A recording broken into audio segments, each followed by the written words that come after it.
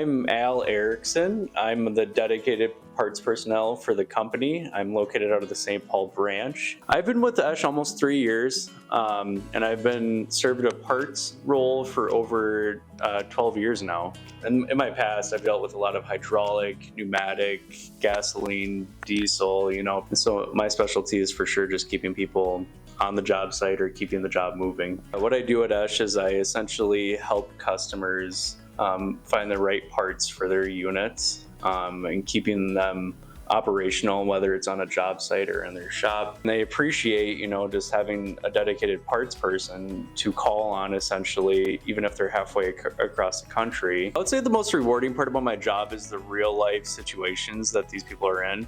I can understand if a foreman has 12 people waiting out on a job site for one part to get a unit operational, and how much of an emergency that really is, and how much money and time and labor is being wasted in those situations.